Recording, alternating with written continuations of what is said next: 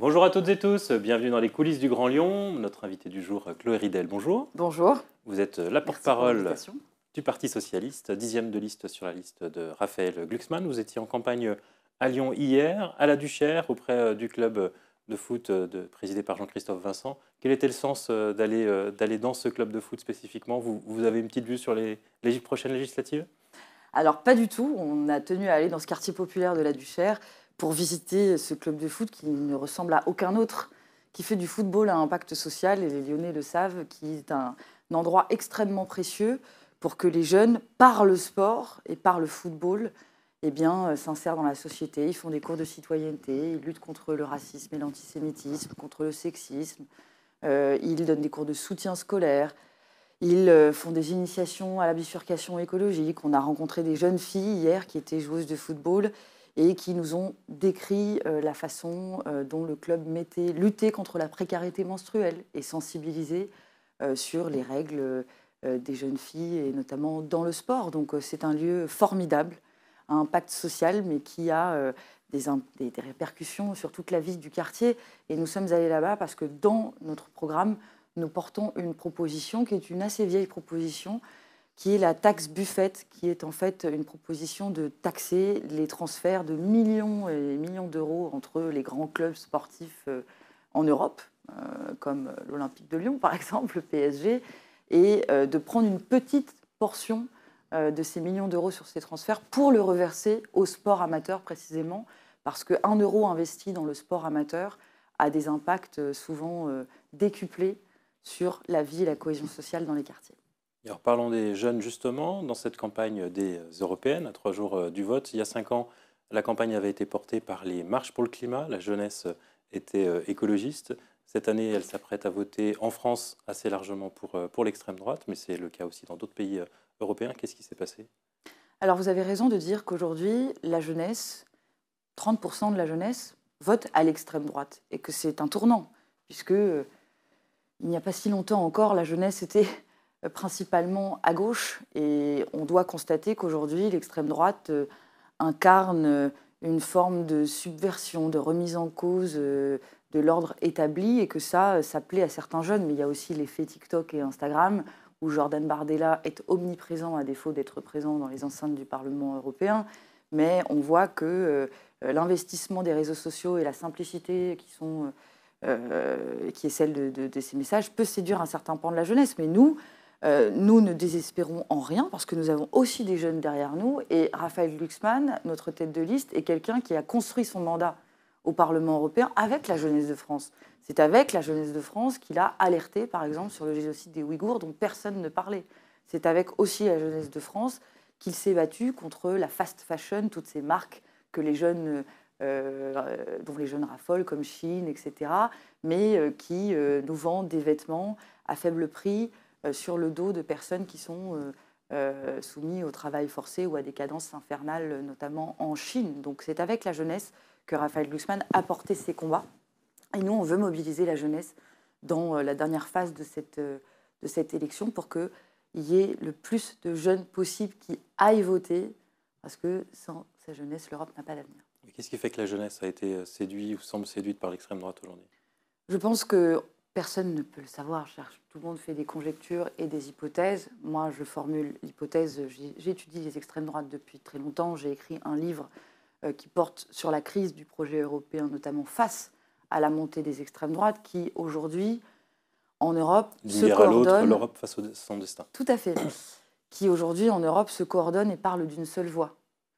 Et ça, c'est une situation paradoxale, parce que historiquement, les extrêmes droites n'avaient pas du tout investi la construction européenne, n'ont pas participé au projet européen, voulaient sortir de l'Union européenne, mais depuis quelques années, elles ont changé de stratégie, et c'est une stratégie que moi j'appelle celle du cheval de Troie, c'est-à-dire qu'elles veulent rester à l'intérieur de l'Union européenne pour la détourner de l'intérieur et la détruire de l'intérieur.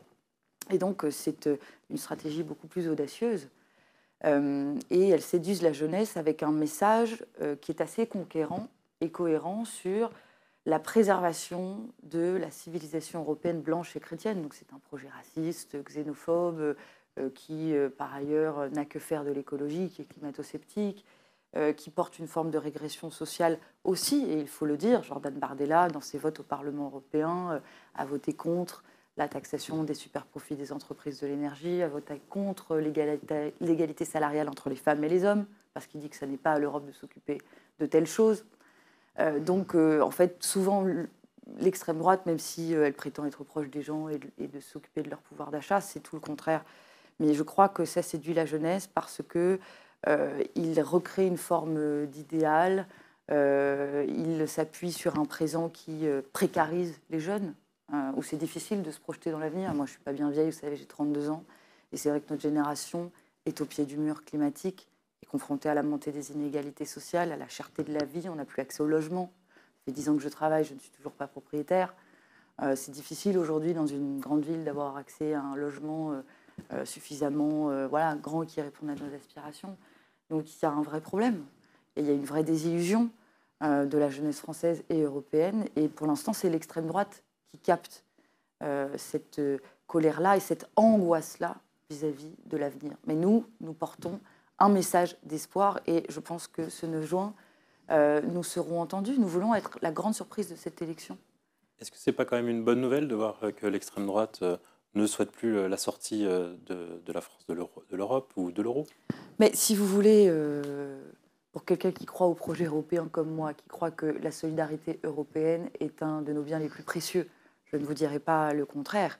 Pour autant, je vois que cette stratégie est plus dangereuse encore que celle d'avant, puisque les extrêmes droites qui ont conduit au Brexit au Royaume-Uni, par exemple, ont fait du mal au Royaume-Uni, et c'est terrible.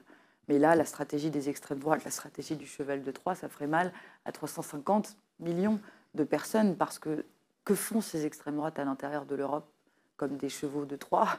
Eh ben, ils détournent le budget de l'Union européenne pour construire des murs à nos frontières et nous vendre la fable de l'immigration zéro. Ils s'attaquent aux droits des femmes, ils démantèlent le pacte vert, c'est-à-dire les normes écologiques européennes que nous avions acquises de haute lutte ces dernières années.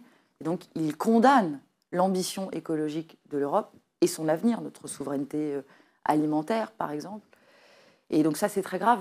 Et ça a des conséquences bien plus importantes. C'est la raison pour laquelle nous alertons. Et nous avons signé, il y a une dizaine de jours, par la voix de Raphaël Glucksmann et de Olivier Faure pour le Parti socialiste, avec l'ensemble des forces socialistes en Europe, un appel qui s'appelle l'Appel de Paris et qui est assez inédit, qui montre que les gauches en Europe sont capables de parler d'une seule voix. La gauche pro-européenne et humaniste et éco-socialiste est capable de parler d'une seule voix pour dire que jamais elle ne se compromettra avec l'extrême droite, contrairement à ce que font les alliés d'Emmanuel Macron dans d'autres pays en Europe, comme aux Pays-Bas, où les libéraux, alliés d'Emmanuel Macron, ont formé une coalition avec l'extrême droite. Et c'est très grave. C'est la raison pour laquelle nous disons que la seule alternative à cette vague brune qui déferle sur toute l'Europe, c'est nous, la gauche pro-européenne, la gauche humaniste, la gauche démocratique et éco-socialiste. Et dimanche, pour la première fois depuis 7 ans, cette gauche-là peut battre Emmanuel Macron. Et ça fait longtemps que ça ne serait pas arrivé. Alors justement, lundi matin, il faudra trouver une majorité au moins de travail au Parlement européen. Aujourd'hui, la gauche est alliée avec la droite au niveau du Parlement européen. Il y a des tentations pour s'ouvrir à l'extrême droite qui va être assez forte probablement dans le prochain Parlement européen. Vous souhaitez un cordon sanitaire avec toutes les formations d'extrême droite? Ah oui, c'est très clair. On souhaite un cordon sanitaire. Ça a été dit, répété, c'est même signé.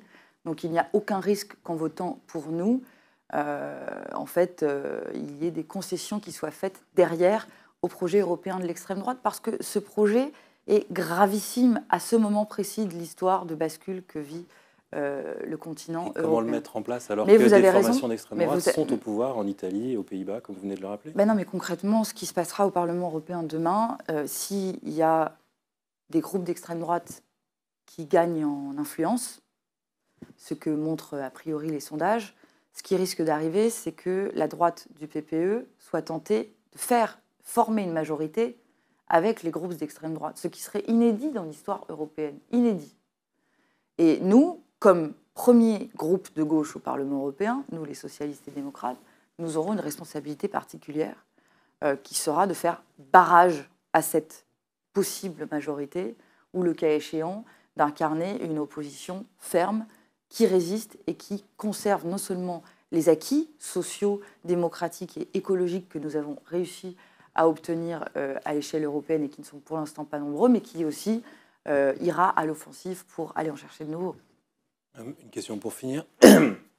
Vous l'avez dit, la première place est déjà jouée. C'est Jordan Bardella et l'extrême droite qui devraient... C'est jamais tout à fait joué, on va le dire. Les écarts semblent assez importants. Mais oui, les écarts sont importants. Vous jouez surtout la deuxième place face à Emmanuel Macron. Dans les sondages, on sent que Raphaël Glucksmann n'a pas réussi à dépasser Valérie Ayer pour l'instant. Est-ce que vous ne craignez pas que la dernière semaine de la campagne, où on va beaucoup voir Emmanuel Macron avec les commémorations du débarquement de Normandie, vous ne soyez pas favorable?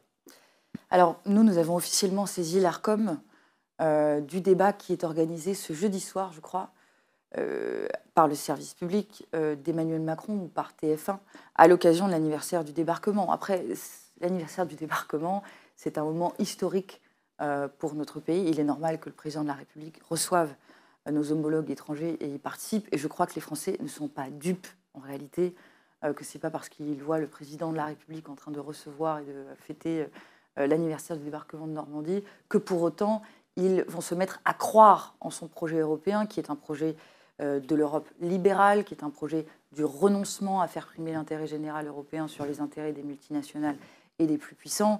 Et puis, je pense que les Français veulent aussi sanctionner la politique nationale d'Emmanuel Macron, qui, en fait, peut se résumer par être faible avec les forts et fort avec les faibles.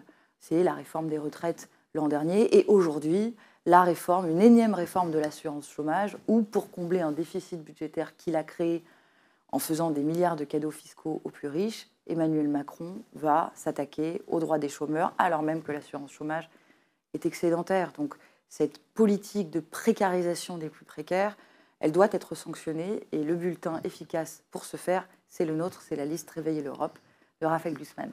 Chloé Ridel, je vous remercie. Merci à vous pour l'invitation. l'invitation. Moi, je vous dis à demain pour une nouvelle émission des coulisses du Grand Lyon.